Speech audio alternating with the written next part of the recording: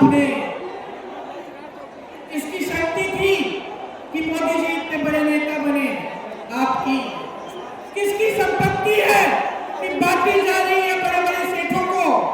आपकी। और आपकी परिस्थिति क्या है? आपके बच्चे नौजवान यहाँ खड़े हैं, आप कहीं ना कहीं से जुगाड़ करके कैसे भी पैसे इकट्ठे करके कर्ज लेके इनको पढ़ाते हो। मैं जानती हूँ कि आप में से गरीब माँ अपने बेटे को सबसे पहले पढ़ाएगी, चाहे कितना भी संघर्ष करना पड़े। मैं ऐसी माताओं से मिली हूँ जिनके पास कुछ नहीं था, छोटे मोटे सिलाई के काम किए, किसी के घर में बर्तन मांज लिए। क्यों? क्योंकि अपने बच्चों को पढ़ाना था, अपनी बेटियों को आगे बढ़ाना था, अपने बच्चों की तरक्की चाहते थे। ये सब आप करते हैं। जब आपके बच्चों की शादी का समय आता है कर्ज लेते हो कि नहीं? प्यार देते देते उम्र बीत जाती है बहनों भाइयों, सच बात है कि नहीं? आपके कभी कर्ज माफ किए मोदी जी ने? नहीं किए ना? किसके किए? अंबानी जी, अदानी जी के 16 लाख करोड़ रुपए माफ किए और आपकी एक कर्ज माफ नहीं किया, आपका 1 रुपया माफ नहीं किया। आज आप इस परिस्थिति में हो कि मेरी बहनों को डर लगता है बाहर जाएंगी, अपराध होगा। अपराध 3 गुना बढ़ गया है बिहार में और सबसे ज्यादा अपराध किसके खिलाफ हो रहा है? अति पिछड़ी जाति, दलित, अल्पसंख्यकों और महिलाओं और बच्चों के खिलाफ किसी ने रोकने का प्रयास किया? नहीं। माफियाओं को बढ़ाया आगे, जिधर देखो माफिया चल रही है, भू माफिया, बालू माफिया, पहले सड़कों के ठेके, बड़े पुलों के ठेके यहाँ आप लोगों को मिलते थे, मतलब बिहार प्रदेश में ही मिलते थे। आज कहाँ जा रहे हैं? आज सब बिहार के बाहर के ठेकेदार कर रहे हैं। तो आप कमाएंगे कहाँ से? जो बड़ी बड़ी कंपनियां थी उसमें रोजगार बंद हो गए हैं और जो अभी भी खुले हैं उनका निजीकरण हो रहा है या फिर ठेकेदारी में काम हो रहा है। कल परसों में गई, एक बड़ी फैक्ट्री थी, चीनी की मिल थी, वो चीनी की मिल बंद हो गई थी। चलिए सरकार ने खुलवा दी। खोल के पता क्या किया? जो बिहारी लोग उसमें काम करते थे उनको वापस नौकरी पे लगा तो दिया, क्योंकि 40,000 रुपए से उनका वेतन 15,000 कर दिया ठेकेदार पे। ये है नियत इनकी। तो ना आपको बड़े उद्योगों से या सरकार से रोजगार मिल रहे हैं, ना आपको खेती से मिल रहे हैं। चलो आप सोचते हैं चलो मैं अपना कुछ कर लेता हूँ, अपना कारोबार शुरू कर लिया, छोटी दुकान खोल ली, छोटा सा कोई भी अपना बिजनेस कर लिया। क्या हुआ? नोटबंदी लाए, उसके बाद जीएसटी लाए, छोटे दुकानदारों, छोटे व्यापारियों की भी कमर तोड़ दी। तो वहां से भी जो एक रोजगार मिल सकता था वो भी बंद हो गया। तो रोजगार मिलने की कोई साधन ही नहीं छोड़े। सच्चाई ये है, सच्चाई ये है कि आप आज कोई भी संघर्ष कर लो, आप कितना भी काम कर लो, आपके परिवार में कितने भी सदस्य हो जो रोज मजदूरी करें, चाहे आपकी महिलाएं भी जाकर मजदूरी करें, फिर भी आपका पैसा काफी नहीं हो रहा है। एक सिलेंडर खरीदने के लिए रोना पड़ता है।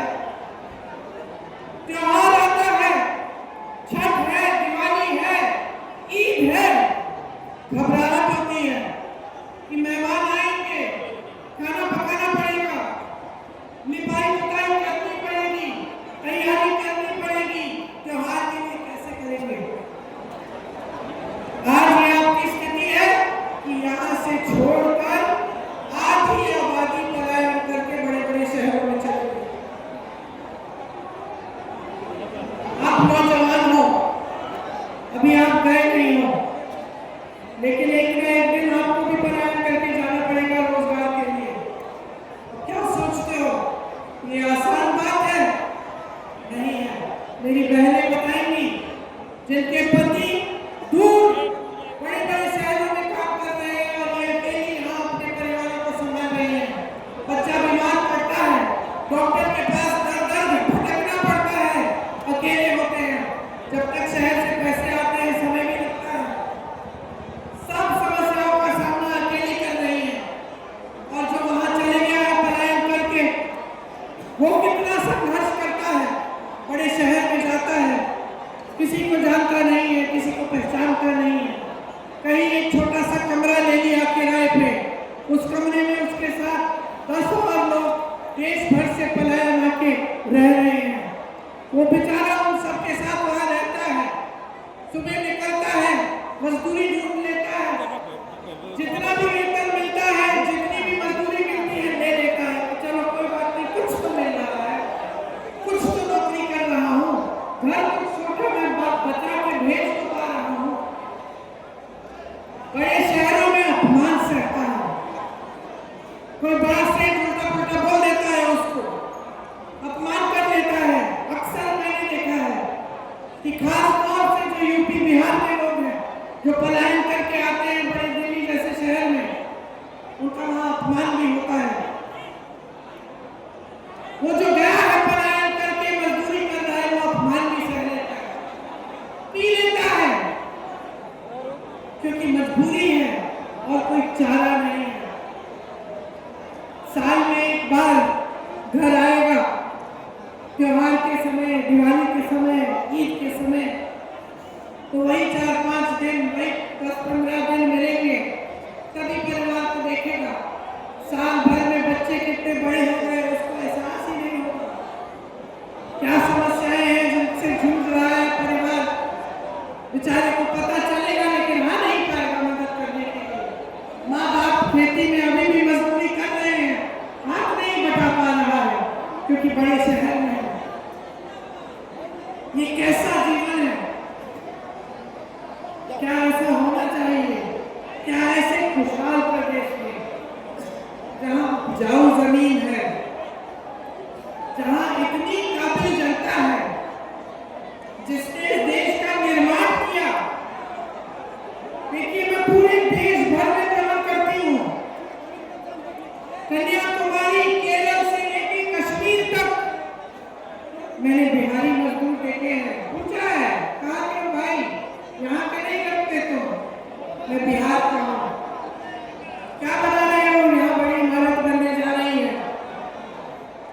इस देश का निर्माण आज भी बिहार की जनता कर रही है। कन्याकुमारी से लेकर कश्मीर तक इतनी काबिल जनता, इतने काबिल शिक्षित नौजवान, यहाँ की शिक्षा की परंपरा देखो। गर्व होना चाहिए आप सबको कि यहाँ की शिक्षा की व्यवस्था इतनी मजबूत थी कि यहीं से IAS के अफसर, IPS के अफसर, IFS के अफसर सारे जाते थे। अरे बड़े बड़े अधिकारी, बड़े बड़े नेता, इस देश के सबसे पहले दलित मुख्यमंत्री यहीं थे, बिहार के। तो आप सोचिए कितनी बुलंद है ये जमीन, कितनी बुलंद है ये धरती, और क्या बना दिया है इन्होंने कि आपको रोजगार नहीं मिल रहा है। आप संकट ही संकट का सामना करते रहते हो और सामने से अंधेरा दिखता है। अगर आप भविष्य का सोचो, ये मेरे सारे नौजवान साथी यहाँ खड़े हैं, इनका भविष्य क्या है? शिक्षित है, रोजगार नहीं मिल रहा, बेचारे पेपर लीक होता है, पेपर देते हैं, पेपर देने के लिए ट्यूशन की फीस भरनी पड़ती है, दूर दराज ट्यूशन में भेजना पड़ता है। आप फीस इकट्ठी करने के लिए संघर्ष करते हो, कर्ज लेते हो। आपने कर्ज लिया हमारी फीस भरने के लिए, और फिर भी हमारा कुछ नहीं हो रहा है, आगे रोजगार नहीं मिलेगा। यूपी में भी ऐसा है। मैं 28-29 साल के बच्चों से मिली हूँ, जिन्होंने मुझे बताया कि मेरी शादी तक नहीं हो रही है। आप कह रहे हैं कि नियुक्ति होगी, नियुक्ति होगी, आज नहीं तो 6 महीने में है कि नहीं? सच बात है।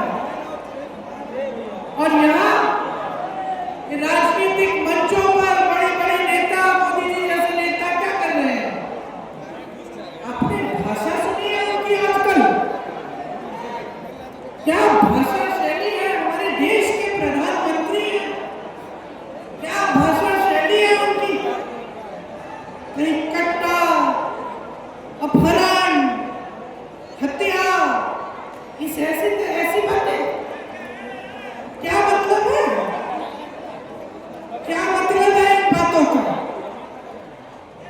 अपने पद की गरिमा भी नहीं रख रहे हैं।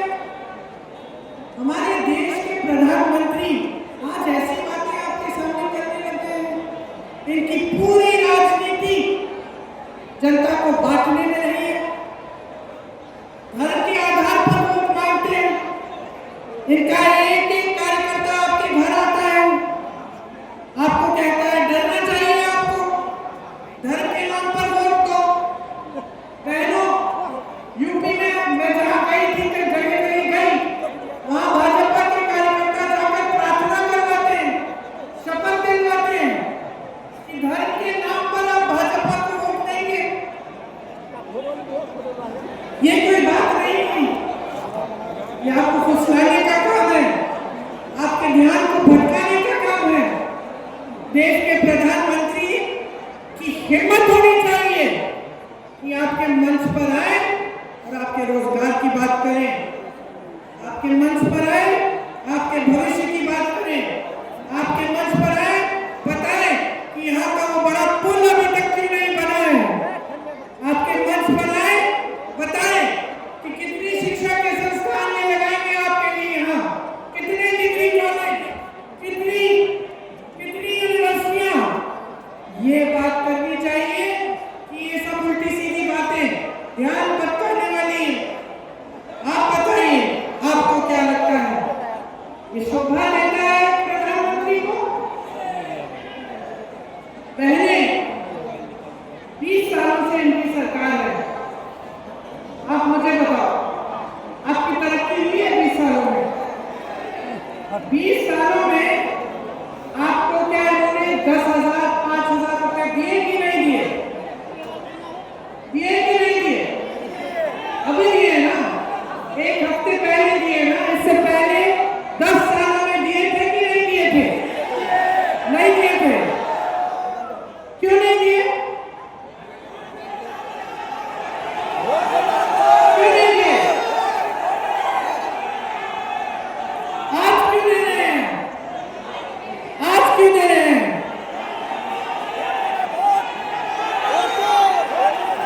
बताओ, इतना भ्रष्टाचार फैला दिया है बिहार में, हर चीज के लिए आपको घूस देना पड़ता है कि नहीं? देना पड़ता है। आप पहचान पत्र बनाने जाते हैं तो घूस देना पड़ता है ना? कोई छोटा मोटा काम उसके लिए घूस देनी पड़ती है, देना पड़ता है ना? इनको घूस की आदत पड़ गई है। ये सोचते हैं कि हम भी जनता को घूस दे देते हैं, 10,000 रुपए दे देंगी बहनों को, बहनें हमें वोट दे देंगी। देखो, मैं महिलाओं को नहीं करें, मैं समझती हूँ कि महिला होने का मतलब क्या है। चाहे किसी भी परिवार की महिला हो, समाज की सहायता नहीं मिलती, संघर्ष अपना होता है। चाहे किसी भी परिवार की महिला हो, बाहर जाके काम करती है, घर आके भी काम करती है, उसका एक अलग बहुत गहरा संघर्ष होता है।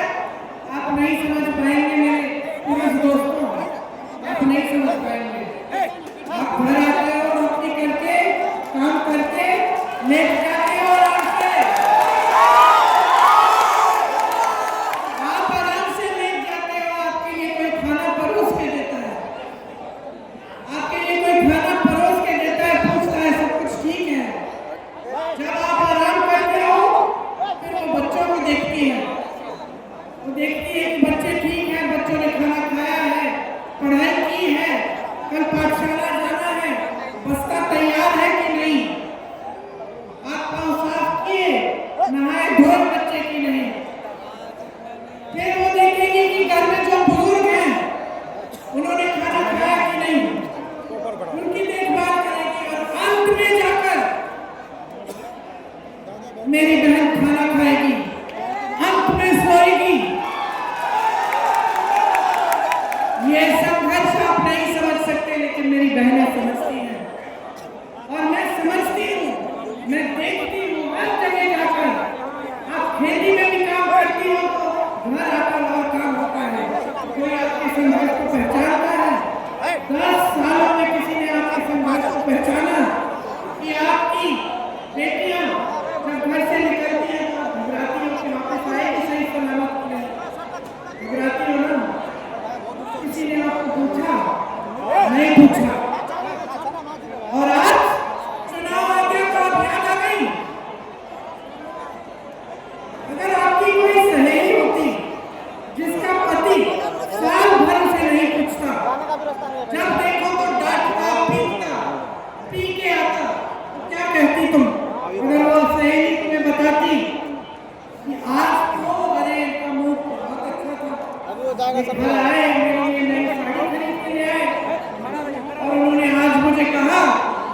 कि मैं तो तुम्हारी आज से बहुत अच्छी देखभाल करूंगा, तुम फिक्र मत करना, आज से तुम इस घर की महारानी बन के रहो।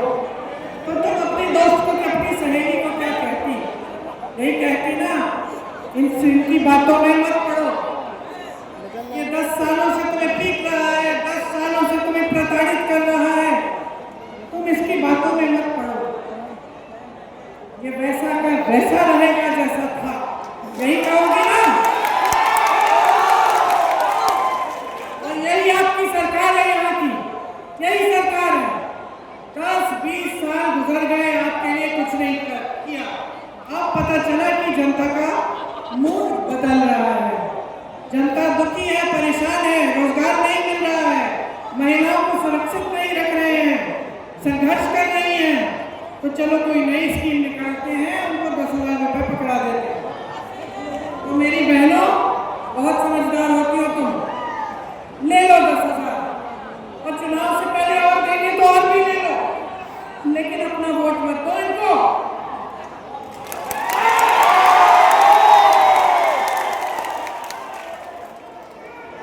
ये महिला खड़ी है, नहीं आप खड़ी हो, आपका वोट इस आपकी बेटी जो आपके पास खड़ी है इसको जाना चाहिए, आपका वोट इन बेटियों के नाम होना चाहिए, इन बेटियों के नाम, और आपका वोट आपके अपने भविष्य के नाम होना चाहिए। आप इस कीमती वोट को व्यर्थ नहीं जाएंगे। आप बिहार की महान जनता हो, ये वोट ही आपकी अमानत है, आपकी सबसे बड़ी शक्ति है, इसको व्यर्थ मत करो, इनकी बातों में मत पड़ो। बहुत हो गया है, बहुत हो गया है, आपने सब कुछ देख लिया, आपने धन के नाम पर वोट डाल के देख लिया कि छोटी छोटी पार्टियां जो बुदबुदे की तरह उठती हैं चुनाव के समय, जो आपने इनको भी देख लिया है कि कहां उभर रही है, ये वहां उभर रही है जहां इनके उभरने से भाजपा की मदद होगी। आपने ये भी देख लिया कि भाजपा के जो बड़े बड़े नेता हैं, जो कट्टू की बात करते हैं, दलाली बात करते हैं, गोली, फिरौती, रंगदारी, हत्या, अपहरण, ये बातें करते हैं इनके नेता, इनके सबसे बड़े नेता देश के प्रधानमंत्री अपने स्तर को इतना गिरा चुके हैं, आप सब देख रहे हैं, आपकी आंखों के सामने है। एक तरफ वंदे मातरम जो हमारे देश का गीत है, जो अहिंसा और सत्य का गान है, जो आंदोलन सत्याग्रह का गान है, जिसने अहिंसा द्वारा इस देश को स्वतंत्र किया, और आप ऐसी हिंसक बातें कर रहे हैं। आप किसका मजाक उड़ा रहे हैं? इस देश की जनता का मजाक उड़ा रहे हैं।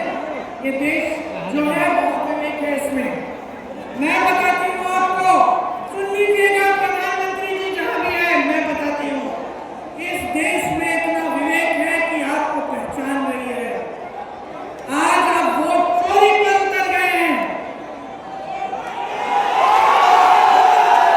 क्योंकि आप जानते हैं कि ध्यान भटकाने से काम चल नहीं रहा है, धर्म का नाम लेने से काम चल नहीं रहा है, लोगों का बेविरोध कराने से काम चल नहीं रहा है।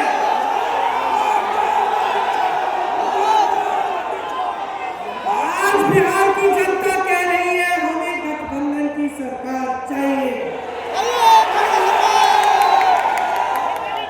हमें एक ऐसी सरकार चाहिए जो दिन रात हमारे लिए काम करे, ऐसे नेता चाहिए शकील अहमद जी के जैसे। कुछ महीनों पहले की बात है, इनका एक निजी भी बहुत बड़ा संघर्ष रहा, इनका सुन लीजिए, इनका एक बहुत बड़ा निजी संघर्ष रहा, अपने प्यारे बेटे को खो डाले, लेकिन आज हिम्मत करके आपके सामने खड़े हो। किसी भी माँ, किसी भी पिता को मालूम होता है सबसे बच्चे को कुछ हो जाए, इससे बड़ा कुछ नहीं होता, आप सब समझते हैं। और उस हादसे से गुजर